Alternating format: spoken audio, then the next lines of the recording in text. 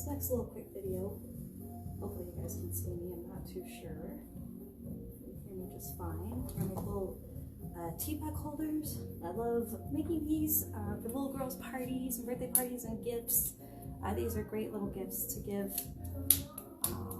at parties, little party favors. That's what we're going to do, little tea bag holders. So again, working with the 1 pound of clay just to see how many you can get, which is nice. We're going to use an open and relaxed hand. And we're going to start compressing the clay, making it nice and dense. Open and relaxed hand. You don't want to create air pockets, so don't put your fingers in it. Don't put your fists. Don't put your knuckles. And now that we've compressed our clay a bit, we're going to take our piece of clay and slam it down. So again, we've compressed one side of the clay, so we want to make sure to compress both sides of clay. And as well, when we slam down the clay's going to splooge out this way because of course the clay and the gravity is going to be working in reverse of the table, so of course that clay has to go out somewhere. So that being said, we always want to turn it that quarter turn and flip it over. And slap it a little bit, and we're going to do that quarter turn again. Pick it up with the fullness of our hands, flip it over, slap it a little bit. Pick it up with the fullness of our hand, turn it that quarter turn, flip it over.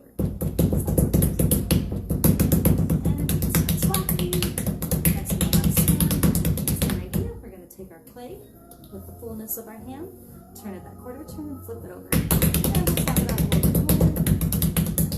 And we're going to pick our clay, turn it that quarter turn, flip it over. So that way again, we're compressing both sides of the clay and asking the clay to move out evenly in every direction. And what happens if we stretch the clay out too much in one direction, it's going to shrink the most in that direction. So we want to spread the clay out evenly in every single direction and compress the clay in every direction evenly. So that way we can avoid those cracks, warps, and fissures. Keep our pieces from falling apart. Nice. So we're going to take our 1/2 inch dowels. You can pick these up at True Value or any hardware store. And you can use any rolling pin. Honestly, as long as you have 2 things of the same thickness you can use, but I like the wood because they can take quite a beating. And I've been using these for, probably millions of times over. So when we roll our clay, again, we want to roll fingertips past the wrists. And turn that quarter turn, flip it over, because we want the clay to stretch out evenly in all directions on both sides. So now that the clay is no longer expanding, we'll move down to the 3/8. And again, fingertips past the wrists. Fingertips past the wrists. You want to avoid these short, choppy motions. Like you do in baking, because the clay will remember that, and that's a place again where it's more likely to crack, warp, fissure.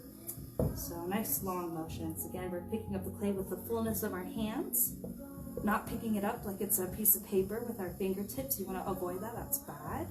Because again, that will cause those weak spots or thin spots in the clay, and they will crack, warp, fissure, explode sometimes.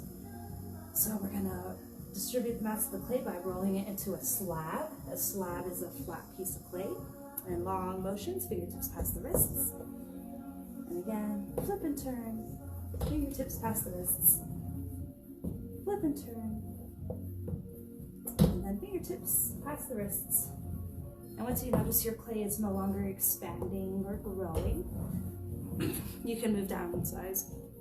Obviously, you can work as thick as you like in clay as long as you dehydrate it slowly and thoroughly.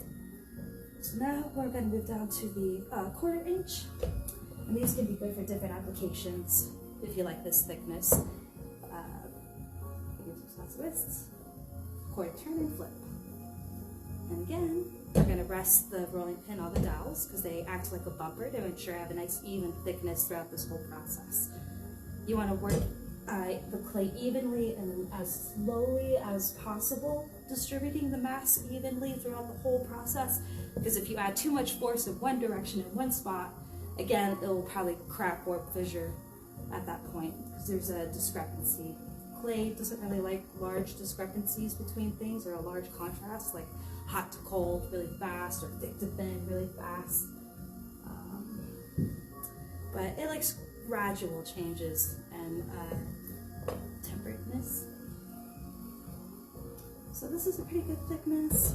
I still like going a little bit thinner. And the dowels again ensure that I have a nice even thickness, and it's good to use the whole body, get the whole thing in. And now I'm going to move down to these skewers, which again you can pick up when you're out picking up your emergency rations. JK, y'all. So again, using the wood as a bumper, and I'm going to roll fingertips past the wrists. These pieces are going to be so small that they don't need to be terribly thick. There's going to be strength in just the fact that they are a tiny, tiny piece. Fingertips past the wrists. And do it again. And again, notice how I'm moving the slab. It doesn't really leave the table. It's being constantly supported by the mass of my hands, the mass of the table, so that nothing's hanging in the air, being pulled down by gravity. So again, fingertips past the wrists. Fingertips past the wrists. I think that's good. That looks good. I'm really not worried about that little piece of brown clay that got into there. I'll just know that in my next pieces I'll do better or differently next time, and make sure to clean my tabletop better. But these are little gifts, so I don't really need to worry about it. I'm using these wonderful cookie cutters. Again, I love to pick up most of my forms and tools that I use at secondhand shops or upcycling shops. I'm a big advocate of upcycling. I don't really like buying new plastics because I don't like that to register on the GDP. So now we like to maximize the slab the best we can, but I'm just going to start at the top. Why not? So I'm reaching all the way to the top. So I get an idea of where to put my stamp. And I have these cute little stamps that I made. And these are a little off, so I'm going to have to adjust for that. So with these kinds of stamps, I'm going to stamp first. Just because I don't actually know how the stamp registers, because this is a handmade stamp, as opposed to these nice machine factory made ones. You know exactly where the little smile sits within the square. This is a handmade one, so you have to treat it a little bit differently. So when you notice your whatever textural that you're adding to your surface area, if it's sticking, you just have to wiggle it very gently back and forth on the whole perimeter and go slow, or else you may rip the slab. So now I'm going to use my cookie cutter, and I'm going to center a little cookie. And I'm just getting rid of little edges. But again, this is going to stick it. And press down again on the whole edge or perimeter, so you don't want to have your little cookie rip. Isn't that cute? And now you're just going to very gently push on the edge or perimeter, very gently all the way around. Don't just push it all out at once, because again, it needs stick, because the clay has this illusion of stickiness because of the water content. And you can see it's still sticking, so very gently pull it off. I'm going to compress my corners a little bit,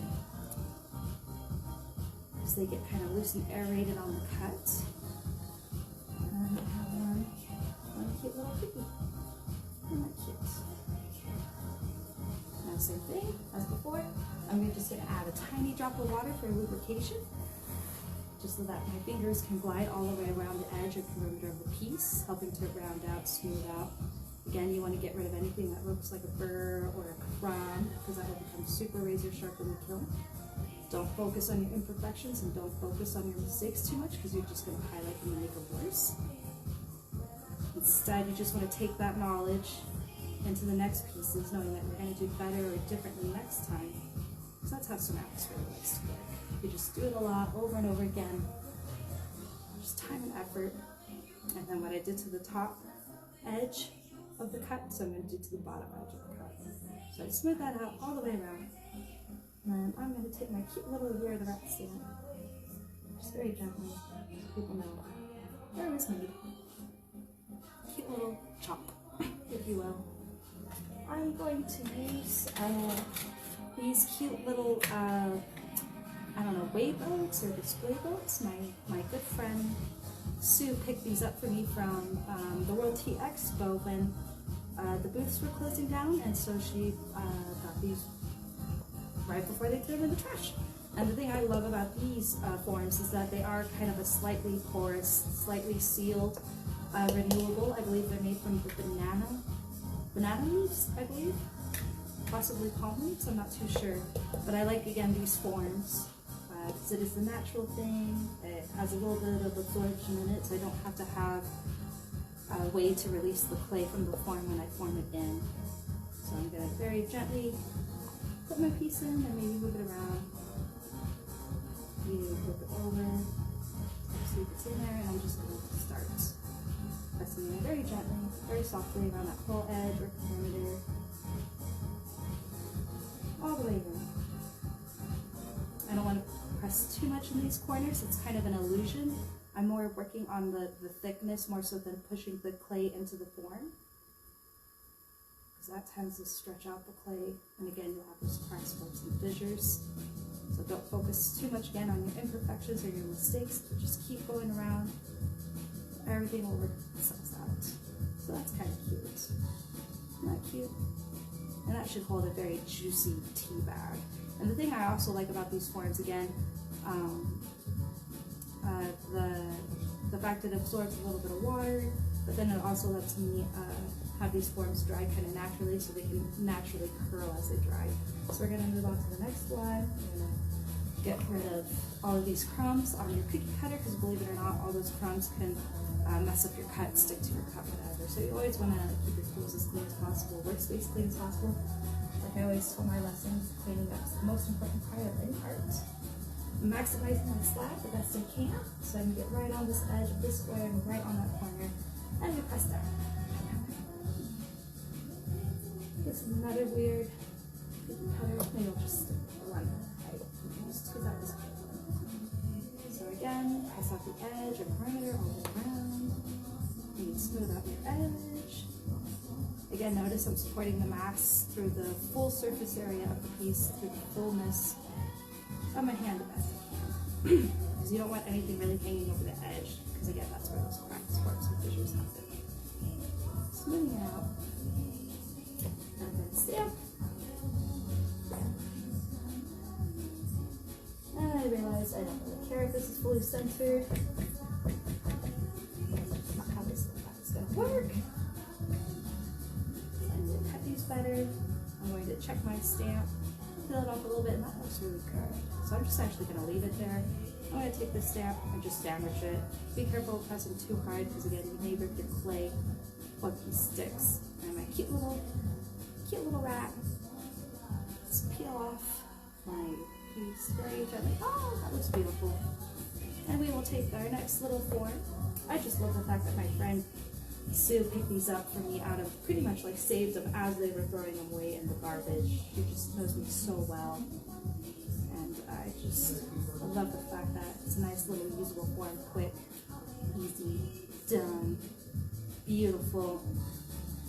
Don't forget that these are a handmade product, so you don't always want to necessarily compare yourself to industry or industrial machine-made goods. It's kind of sad, but we do tend to judge ourselves. We let industry decide our personal aesthetics. And it's not necessarily our faults. It's just what we have access to. But just don't forget. Don't be too mean to yourself about making a perfect piece, whatever that means. You know, it took Da Vinci his whole life to get to where he's at. So, you know, just realize you're the great art project that you're making, and it's going to take time.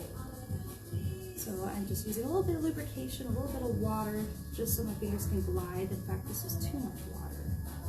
And that's not good, because that can lead again to those cracks, warps, and fissures. And I'm smoothing out my edges. Very nice. That looks good. And we're going to take the stamp. I'm getting pretty successful with it, I think. We're going to press it, and press.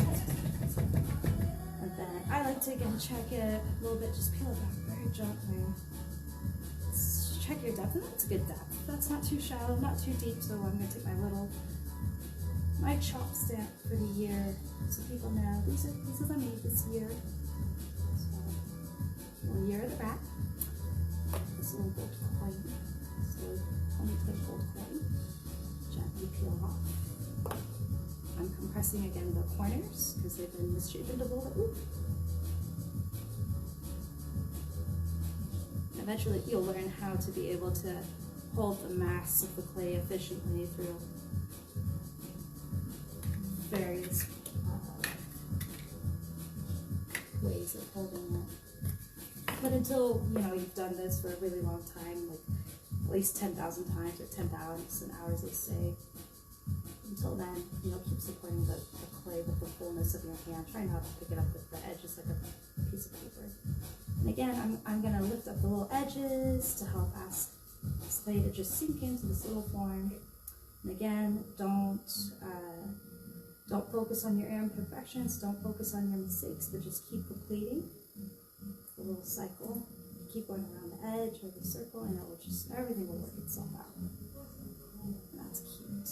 I want to give this a little bit of flair so that they can stack easily inside of each other with no worries. Isn't that cute? I just love these little tea bag holders. These are just great universal gifts. Even for people who don't drink tea, sometimes you can put like little paper clips in them, make a little cute little stationery set. I use these little dishes for all sorts of things. Anything from cooking to beadwork, or if I need to separate colors of inks, watercolors, dipping sauces, it don't matter. So now I have my nice form cut out. I'm just going to stick my stamp right there in the middle. So I don't really care. I care more about the edge or perimeter shape because people tend to look at that more.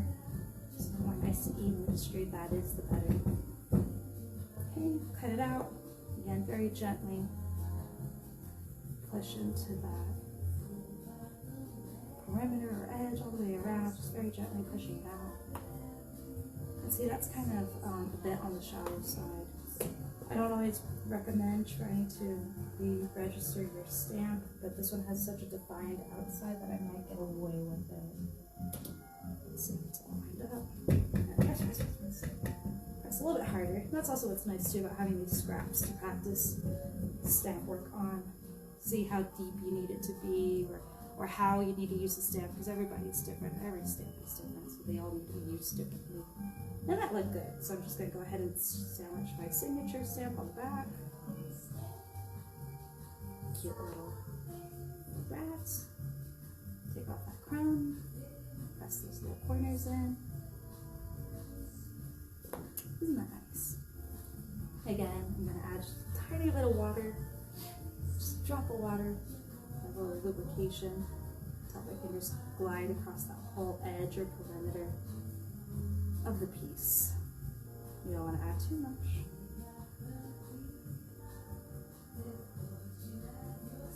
That's kind of cute. Can't wait to see the glaze on them.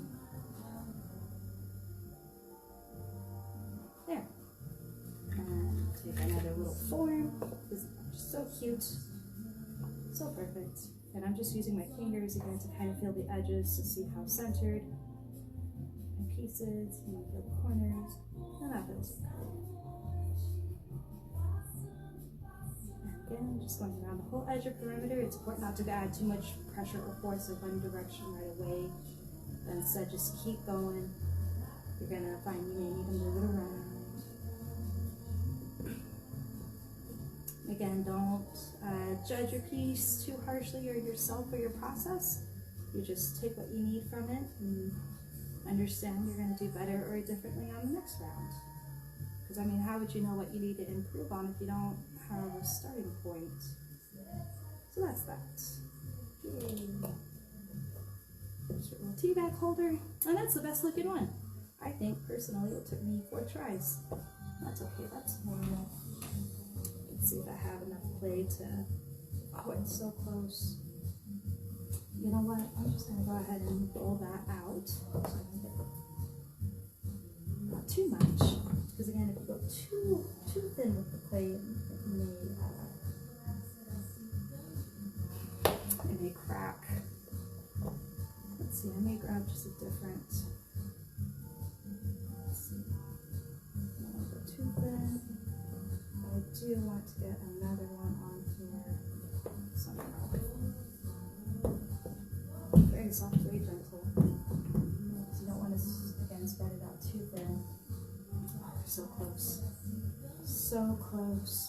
Just a little bit more. And real gentle, real soft. Oh, so close. One more. Oh, I think actually, you know, it might be good. I do have a little gap in this corner down here, but I think once I stamp, it's just gonna fill out for me. Because don't forget that this stamp or the texture you add to your surface, that takes up volume and mass as well, despite us thinking of it more of a 2D piece. But as soon as I start pressing the stamp in, it just fills in that tiny little space. Nice. That looks good. So, very gently push our piece through. Take that off. We're going to check our depth. This is still kind of on the shallow side. So I'm going to add a little bit more pressure. Just like that. Check it again. That looks better. That looks better. Signature. So everybody can remember 10 years from now or 10,000 years from now when they dig these up. And they'll marvel at your greatness and how can you have such advanced technological pottery tools in such a backwards dark ages like now when we're going through this social isolation, our dark ages. They'll be like, oh, they were so advanced. Look at these amazing pottery skills. And then very gently, we're just gonna move the slab into the form. Gently and softly. Again, you don't want to push too much into that shoulder because you'll thin out your clay. And I'm constantly going out to that edge.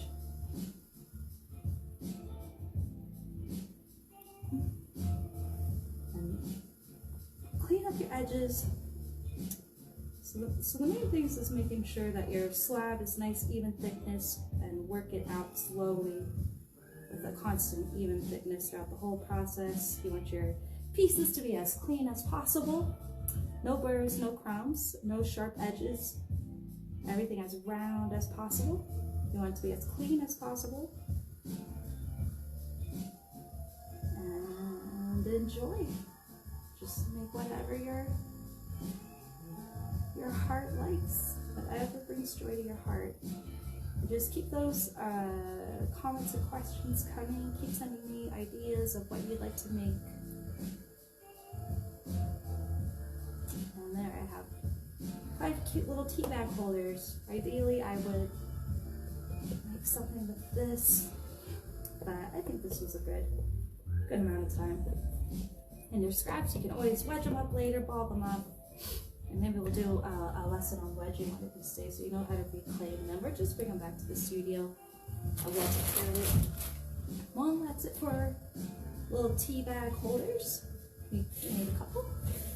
Alright, Mr. Hugh. And I hope you have a good night and a good dinner. And here's a little close up of our little Z New Mexico State. Aren't those cute? Well, I hope you have a good night, and thanks for watching. And feel free to share and watch these over and over again, and make these with your friends and kiddos at home if you have them. And until next time.